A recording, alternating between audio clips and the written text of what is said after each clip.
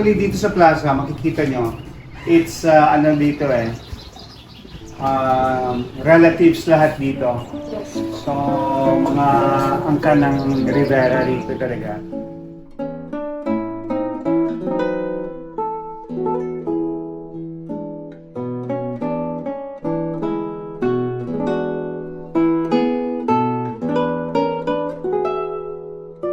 (1922). So, more or less 103 years old na siya.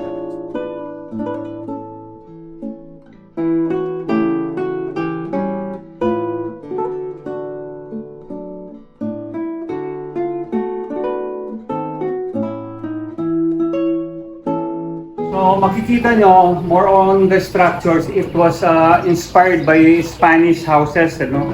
Ang Spanish houses, matataas yung ceiling, yan, maraming kalado. But during the American time, parang pinalta nila, it was still parang bahay na pa to ng Spanish, but colorful. So this is my lola and my lolo. This is Doña Solita Agra Alaba.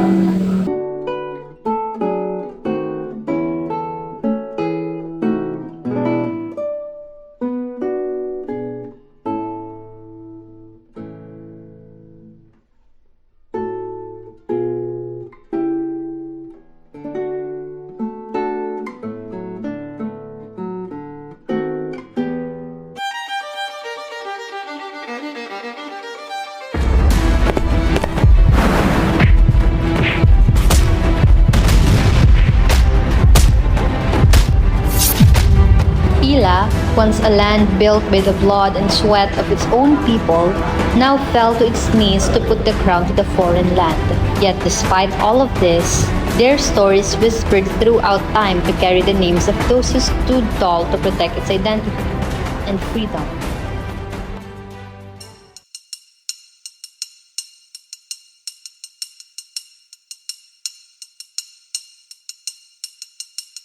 Kasi ito kasi ang ang tawag dito, pila bayang pinagpala. Kaya siguro yun, tsaka siguro yung mga talaga ng mga santo rito, puro yung simbahan dito, na pagpagliligtas, katulad ng San Antonio. Bakit sinabing pila yung pinagpala? Yun ang sinabi, Kasi ito nga yung tinatawag na bayang pinagpala. Siguro, dala na rin ng ating puon. Tahimik sa bayan din. Tsaka kasi ito, dinadayo din yan sa Antonio. Kasi yun turista. araw ng Martes, araw ng nagpapagaling. Parang healing month. Na healing month yun. sinabing Araw yung bayan na sa pinagpala. kasi may tumawag kung may namatay. Ay hindi naman masasabi naman kasi hindi naman sobrang dami siguro ilan lang. At saka hindi naman yung ganun. Hindi po ba siya namin? Oo, kasi tao rin naman yung kasalanan dahil ayaw lang pa sa kaya sumasakay. Siguro mga siglos ng siguro. Kaya lang siya lupa Siya gawa nature. Oo. Kaya lang siya Saka dito, dito sa ilog dito, doon yung taon-taon may Dahil kasi nagbubuhos ng buhay.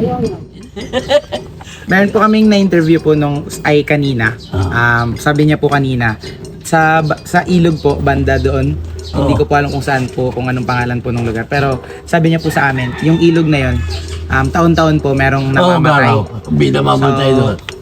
Kung baka may buhay alam po kayo doon. Binubuwis na buhay doon. Nung nakaraan ni dalawang namatay doon. Sa kwento rin po kanina nung na-interview namin, yung dahilan daw po kung bakit ito tinawag na bayang pinagpala kasi pinoprotektahan daw po ng Santo Niño. Oo. Pinagpala kasi nung araw 80 nung panahon lalo bago mag-hapon. Nung panahon ng hapon ay halos lahat ng bayan-bayan ay sinusunog. Pagtanga, Takro. Itong bayan pila, hindi. Pati yata sa aeroplano, kaya yata ito bomba, hindi. Ay ang tingin daw dito sa bayan ng pila ay parang dagat kaya hindi na. Yun kwento lang din ha. Tingin daw dito yung dagat na rin kaya hindi nila binomba. Ang Kayo po sabi yung ko, lumaki sa bayan ng Pila ay sila panalig sila sa Diyos. Kung wala silang pananalig sa Diyos, baka hindi sila makatagal ng matagal. At palibasa kami, ako, bigo sa inyo ko ay 93 na. Ay sapol ako, hindi nakapasok sa simbahan na yan. Almost weekly. Kung hindi man dito, tatamay nila ako doon na simba. Ito, alamat itong bahay na to, yung nasa gitna, sa May Rizal, yung malalaking bahay doon, talagang since nung pinanganak ako, naandun na yung talagang alamat na yun. Kaya siya dinadayo ng mga tao.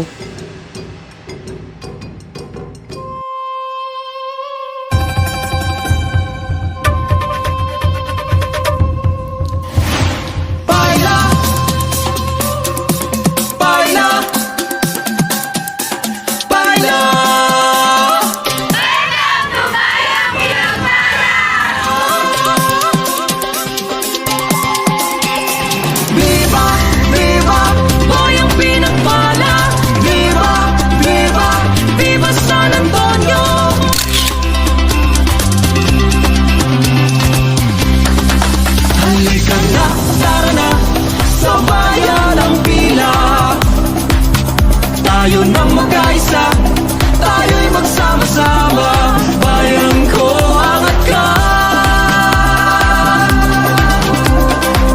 Ang Pila ay hindi lamang simpleng bayang tinimpid ng oras, ngunit isang bayang inunang alaala at kasaysayang hindi kailanman balilimutan. May natatangi at bayang pinagpala. Pila! Ang bayang pinagpala! Makiisa, makisaya at ating isigaw.